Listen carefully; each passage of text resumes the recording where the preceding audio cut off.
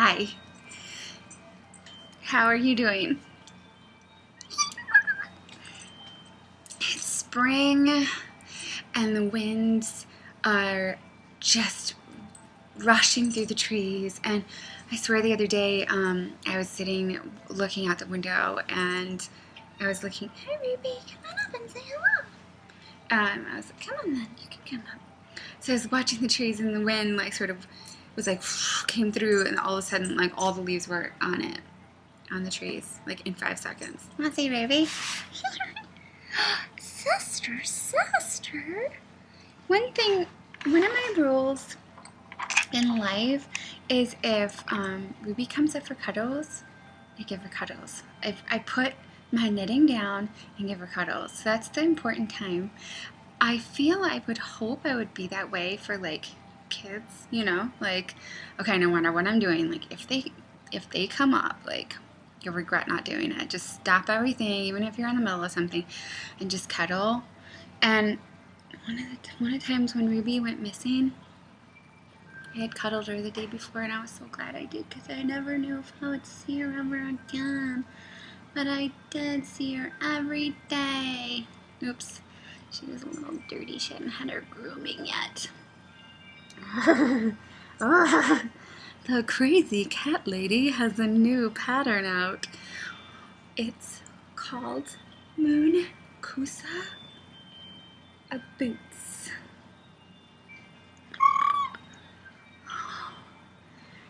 Oh, do you like them? Can you imagine if I made moonkoosa boots for Ruby? Oh my gosh, that would be so funny and cute. Why are you licking? It's quite rude. Okay, so moonkoosa boots. I know I said I'd put down whenever I want cuddle, whatever I was doing and cuddle Ruby. I'll cuddle her while I'm talking. She don't mind. She don't mind none. I did a bottom for these. Not necessarily necessary. So, white ones, mid height. They come just above the ankle, and they're just casual, like super fun. Minis, little feet. These just kind of sit kind of low, like shoes. I've already done the bottom on that one as well. It's blanket stitched. Well, we'll talk more about that in a minute. I kind of want to show you the ones on my feet, but I can't because I seem to have made a lot of these things. moonkoosa. So I decided that this one would be the oak moonkoosa because it's like oak colored, and this is the color of brown sheep wool is actually called oak. So wild oak actually. So oak moonkoosa. These are wolf moonkoosas. Wolf moonkoosas. These are mini moonkoosas. I just can't not call them mini moonkoosas because they're mini, and I don't know what color that is. I thought, well, for a second they were koala moonkoosas, but I don't think that really actually works because everything's koalas. And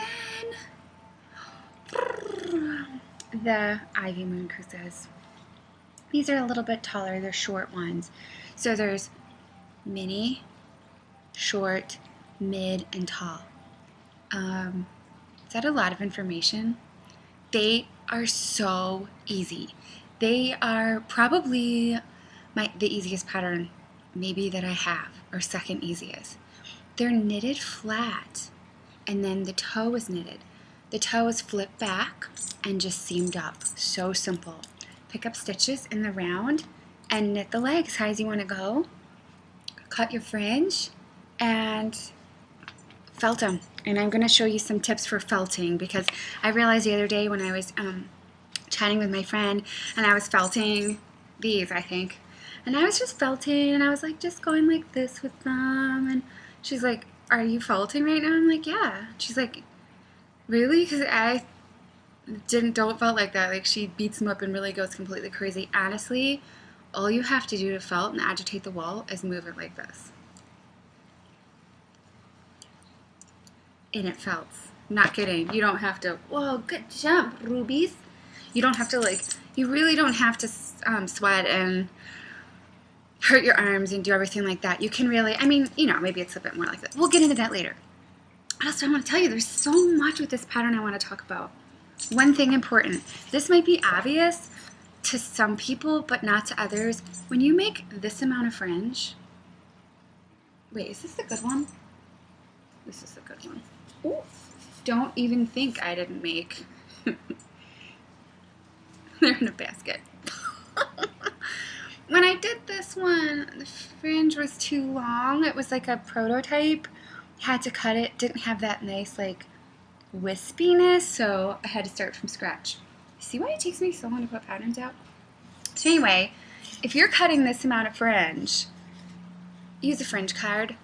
Measure out your, you know, how long it is this way and how long it is that way. And just, and then I do a snip here and here. Or you could do, you know, make them half the size and do one snip. That's also quite more clever. Quite more clever. Don't worry about my grammars and my uses of the languages. So I actually have another basket full of whatever project I'm working on. Eee, there they all are. Moonkoosas, moonkoosas. Before you write me, and I love you, you can write me anytime. This is called a French market bag. I did get it in England at a little shop, but if you look online for a French market bag, you will see it. It's just a wicker bag. Easy as pie. You buy their little baguettes and put them in there in France. At least that's what I'm told. No, I've seen it. But anyway, I use that in the Hexapuff video, and I get a lot of emails about that. Where'd you get that bag? Where'd you get that basket? Boop! Can you see them? They're probably covered in cat. Well, they are covered in cat hair. These are a pair of shorts. Two different kinds of toes. Pointy. Ooh, a gentle point. Not a big point. And rounded. Just a simple little option in the pattern. Are there increases? There is an option for increases. In the pattern, the foot is sized, you know, for kids as well, and for women, size extra small to large, you know, with the 2 size ratio. And then the calf is sized independently. So when you pick up your stitches, you're going to knit for the actual size of your calf. And then there's an option. So there's small, medium, and large for calves. And then there's an option to begin some increases up here if you have a very strong calves. So I'm going to try these on and show you how they look. They don't come up as high as they look. Sometimes I feel like they look like they could come to the knee, but they don't quite. Moonkoosas. Moonkoosas. I mean, they actually do have a song. See, look. What is going on? What is happening? Yeah, but the song is like, and I came up with a song when I was actually photographing them, like accidentally, because I was arranging them. But it's the dumbest song ever, and it's only one thing, and it's like, we're the moonkoosas.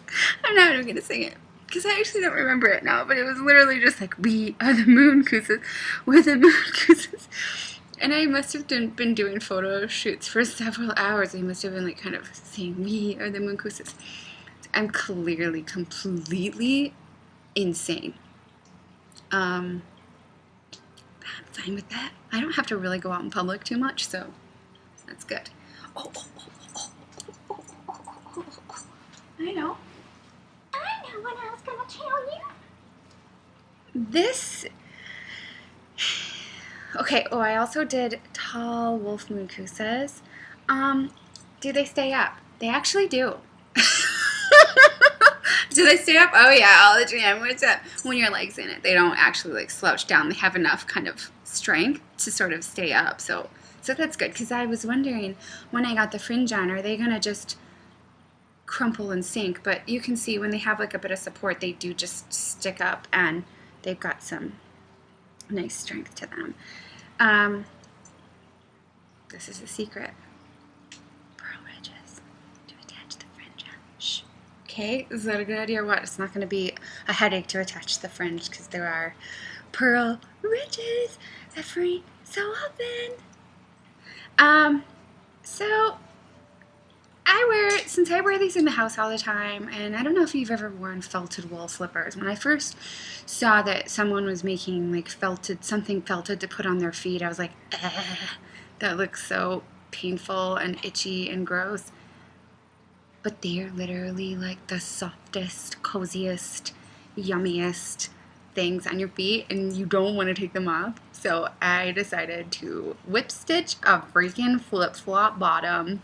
I'm gonna fill this in with either shoe glue or hot glue.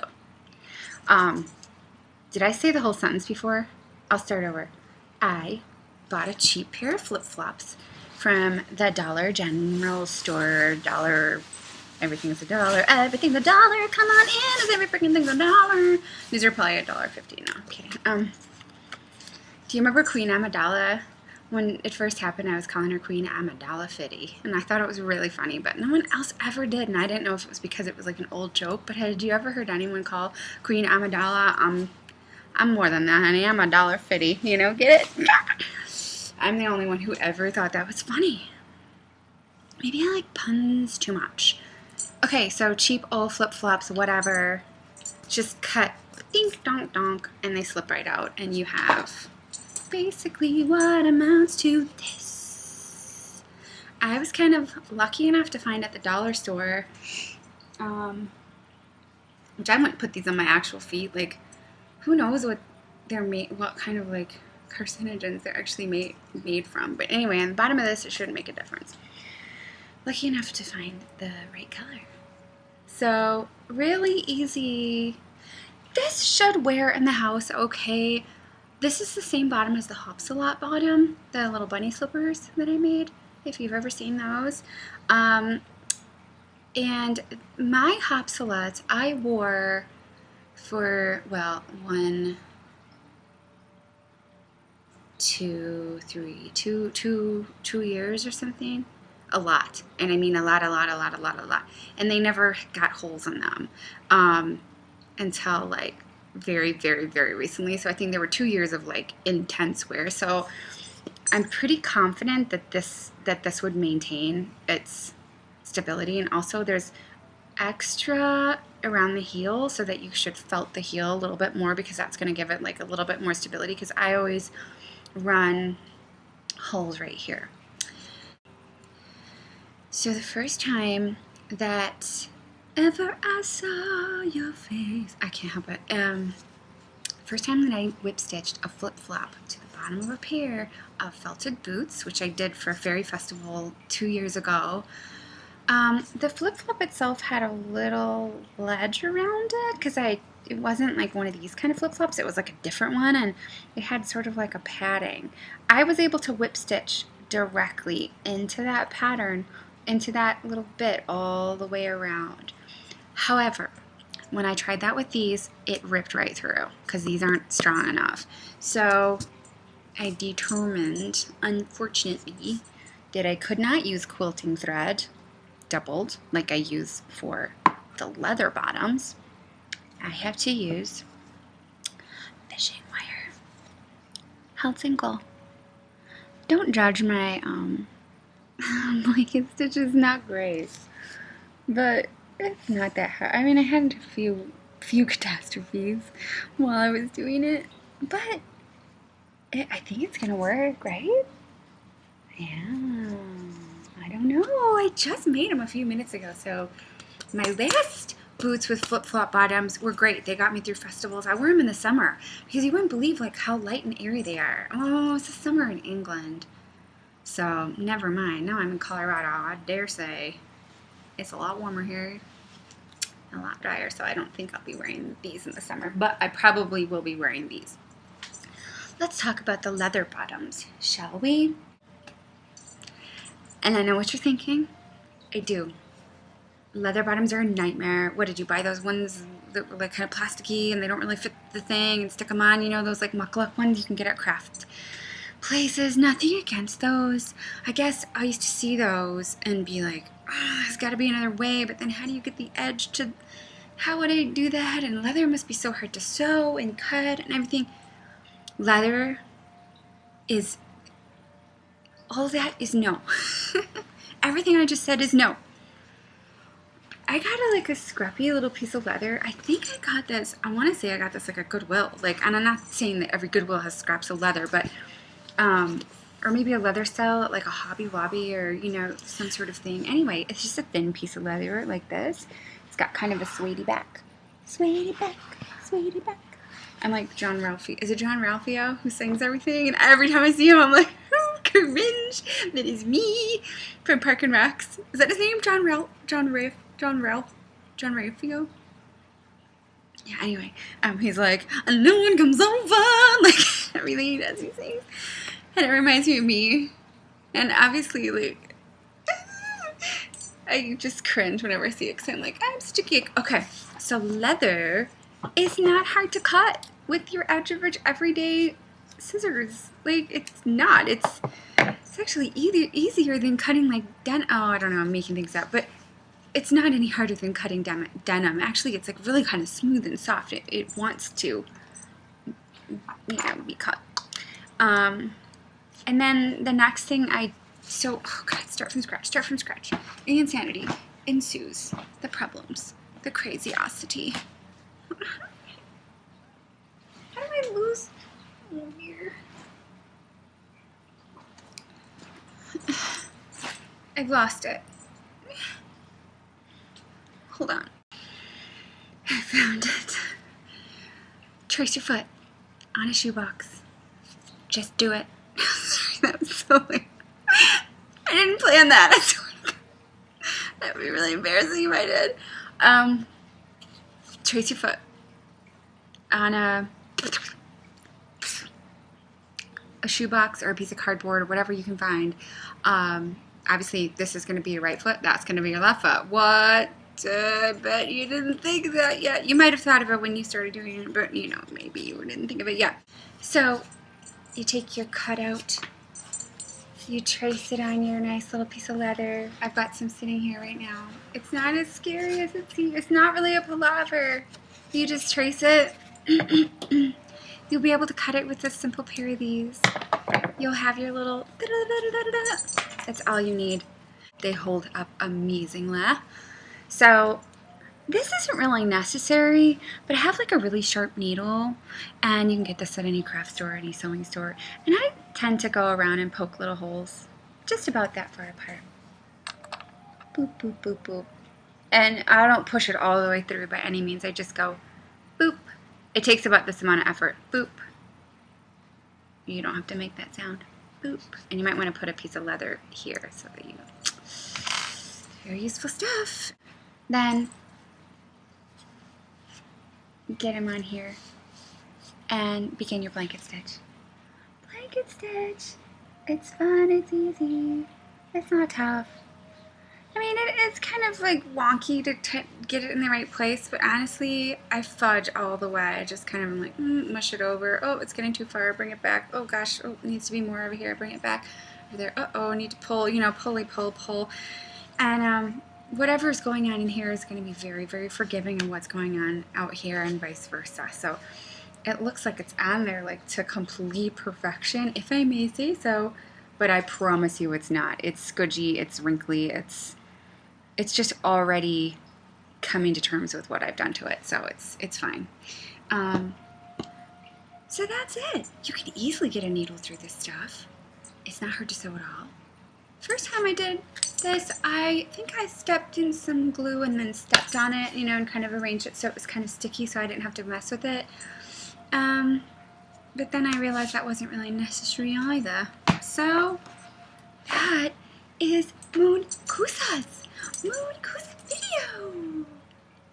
I am going to leather bottom all of them because I find it's just nicer to step on. Now, can you wash them?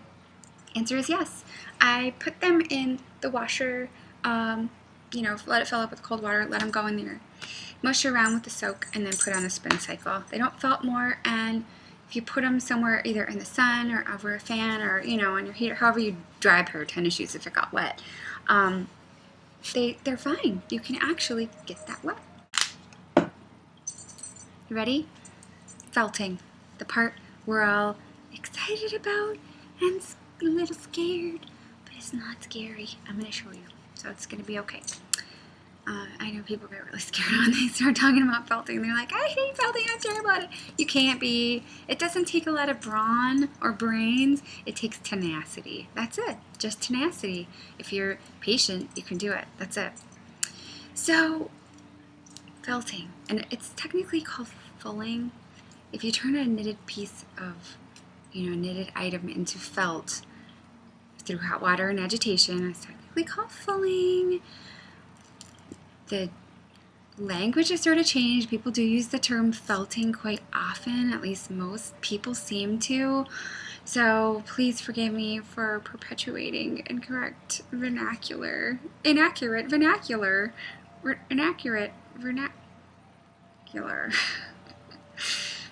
But I like to stay consistent, and a lot of people do call it felting, so I don't want to start confusing people, even though I'm perpetuating the misuse of the English language. But anyway, let's move on. Y'all aren't going to judge, are ya?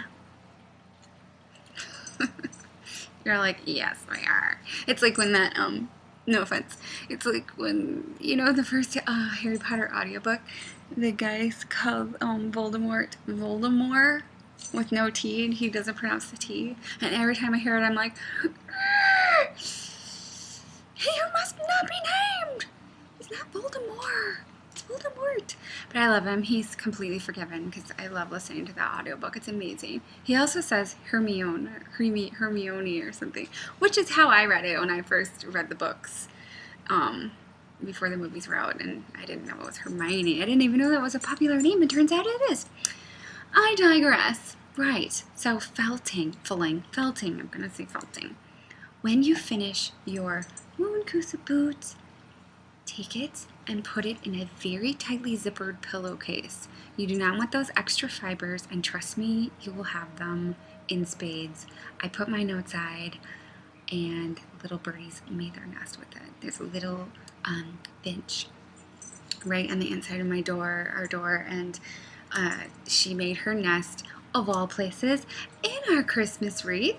So I can't take the Christmas wreath down, so if my neighbors already didn't think like I was completely insane, the Christmas wreath is up to stay. I'm thinking about putting like some spring something on it because she's in there and she's really happy, but every time I open the door, she like gets out and she's like, and then her husband comes and, I'm not sure if they're married, but they definitely have some sort of relationship, and he has like this red throat, sort of.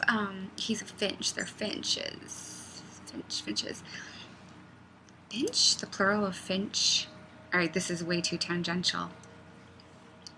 Anyway, he comes over and goes, what's going on? And she goes, I'm trying to sleep in my nest and maybe late night and people keep coming out. And he's like, what do you want me to do about it? And she's like, something, do anything. And he's like,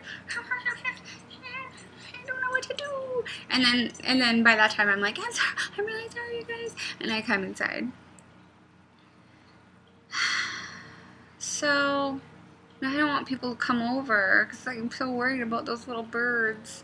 What if she's like trying to poop out an egg and someone comes up and stares and scares her and she tries to fly out and it's halfway out or something? I mean, how quickly do birds lay their eggs?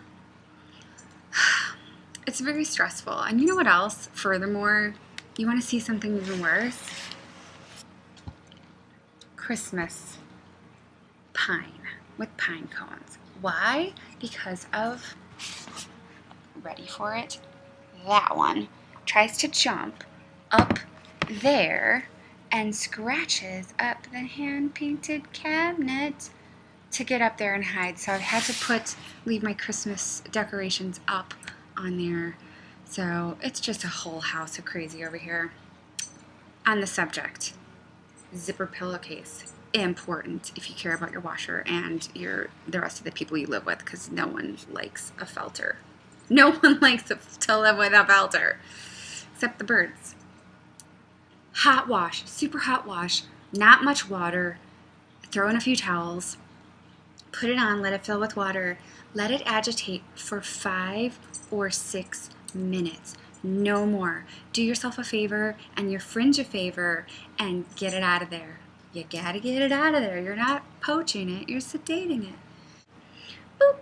So when you pull, okay, so 6 minutes tops. When you open up your washer, turn it to spin. Get all that water out of there and let it kind of dry up and become damp like this. When you pull it out, it is going to look frightening. This part won't be felted at all. This part is going to look like this and worse. All these guys are going to be felted together. So you're going to have to... Okay, it's a bit annoying. They won't all be felted together. You know, just separate the big chunky ones. Yeah, they're not all going to be felted together, but some of them will be, so you're going to want to go separate them. At this point, hallelujah, the actual bootleg is finished. You don't have to do anything else to it. It's very, very lightly felted. Maybe a tiny bit in a minute, but your shoe is going to be horrible and a mess. But don't fret, you're going to do it by hand. The reason why you should take it out at this point is if you leave it in too long, those fringes... Sorry, I had a coughing fit. Okay, it's the fringe. It wants to live in my lungs. I used to work at a yarn shop, and at the end of the day, we spun so much wool that we'd be like, a sweater. We'd be like, blow our nose and be like, wear socks. It was pretty much like fiber lungs. I probably still have some like Elizabeth Zimmerman Fair Isle thing going on in my chest. I should be so lucky. So the reason you don't want to leave these in the washer the whole time is you're going to lose that nice little curly, fringy, frispy, wispy, delicious bit of the fringe because it will mat together in an eternal bog of stench. So take them out, separate your fringes.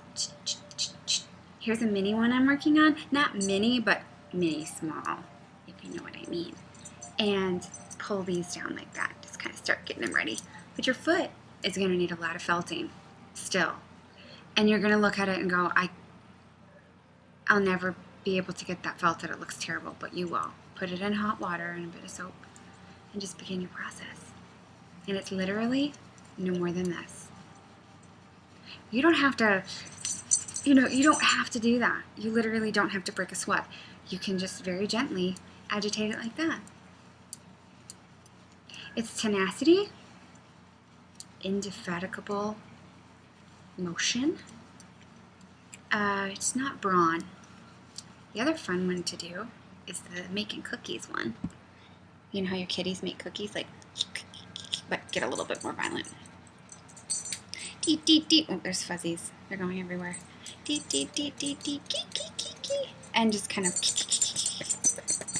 that's about as violent as you need to get. The rest of it is just a matter of that.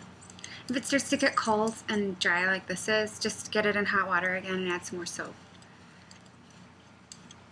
Try it on your foot a couple times and pat it to your foot because it will actually begin to felt when you kind of punch it like that a little bit, and it will just start felting. And sometimes you can sit there and work on it for 30 minutes, but don't sit there working on it for 30 minutes with water and soap and everything flying everywhere. Just let it be damp, towel on your lap, and just do this. It's the fibers, if they're handled loosely and the other fibers are handled loosely, they kind of go like, hey, what's up? And then they can hang out in eternal harmony. So you want to just be chilled out with them. You're going to actually get the same result if you do that, but why do that to yourself? I used to kind of hover over sort of the bathtub with soap and water going everywhere, and I'm like, and it's just now that I've learned to wring it out and just sit in front of a movie and do that, suddenly I'll look down and be like, oh, it's already done, and it's not like that. It's never gonna.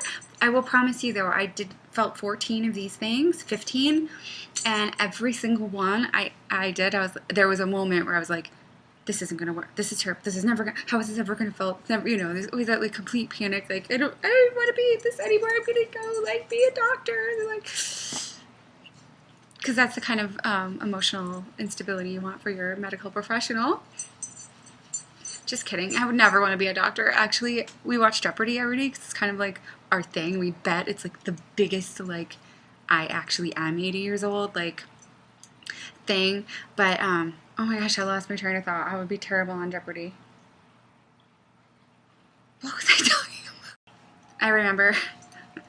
I didn't remember. I had to look it up. Doctors. So anyway, every time there's a medical category, I completely freak out. I can't answer the questions. I will forfeit all of my points just so that I don't, just the whole category, so that I don't have to hear about like them talking about veins or clamping. Medical. Not good. I would not be a good doctor. Unless I was a Time Lord. I can be Dr. Hip. Wow. I'm so cool. Okay, so sometimes you have little pieces hanging out. Like this was an end that apparently I didn't bother to leave in, which I don't when I felt, but normally I leave it on the inside. But you can just pop, snip it off. You're fine. And I've just been sitting here. I've been too lazy. I've had to do a couple retakes because I've gone off on horrible tangents that are inappropriate. So I haven't even put any more water in this thing, and I'm just sitting here kind of messing with it, and it's already felted. It's kind of fun. So if I hit a little foot, I put this on. Like I said, pat it to your foot. I wanted to do the demo with a little one so it would be easier and kind of fun, but you want to just kind of pat it to your little foot. Get that heel extra. There's a little extra room, like I said, in there so that you can really, really felt that part a little bit more. Focus there. Pull your fringe down. Again, be sure that it's separate. Be sure you rinse out all of the water, okay? Or all of the soap, I'm sorry. You can't rinse out water. That would be really not possible. Oxymoronic. Okay, so then when you dry, the first set I dried flat. Mistake. Do not do that because it was these wolf moonkoosas, and although I've wet them again and redone, well, actually they're better now. Anyway, dry them standing up. For these guys, I probably would set them flat, after I get them kind of shaped to the foot, the desired foot shape, and I pull all these down, make it perfect, perfect, perfect, exactly how you want it to be. See how you can make them pretty? It takes a little more time than this, but I'm just going to go through this process so you can see. Oh, because you really want to, it's a little more fiddly than this because you really, really, really have to make sure they're all separated, and I really didn't take the time to do that. Set them all down, put a paper towel, is what I would do, is stick a couple paper towels in there, and then set them flat, and maybe, they look like a really unruly, like, feral, unkempt forest person. They're just like, ah, I don't comb my hair. I got moss growing in my teeth. I don't know why the forest person would be southern. They wouldn't. So anyway, set them up flat, okay? When they're to your liking, and these are getting really close. Put a piece of paper, crumpled up paper towel, so they sit up like that, and yeah, let them dry. And then that's all there is to it. The felting part doesn't have to be the nightmare. The fringing is actually fun because, like I said, there's little helpful hints in there. And thanks for letting me ramble for this long. Well, I suppose you don't have to let me ramble. You can hang up if you don't want to listen. I just threw it on the floor. Done with that. I had to come back to show you guys the little one that I was working on because he turned out so cute. This is for the kids' sizes. So cute. This is about a kid's size medium, so it's about a 10, 11. They turned out so good. I'm not going to take photos of them. Maybe I should. But I think, well, anyway, regardless, I needed to show on video. And when you dry it, you can just put a little can of soda in there. Actually, this is peach pear LaCroix, and it's so delicious. You should seriously try this. It is so delicious. Anyway, so it could also be a drink cozy. Can you imagine having a party and be like, put your cans in here. Everyone get your own color. That would be weird. Actually, if you didn't have the foot on, that would be kind of cool. Like a beastie Coke can. Like, oh gosh, for like a forest party. If you were having like a forest themed party where everyone's like caveman or woodland people or something, and then you had these. Actually, who am I kidding? You know we're just going to use those red plastic cups. I hope you love them. I hope you have fun. And even if you don't, I hope you're having a beautiful, beautiful spring and you're enjoying the sun and you're having picnics and you're drinking cold tea and you're getting ready for the rebirth of all the trees. Please go out and get in nature. Put your bare feet on the grass if you can.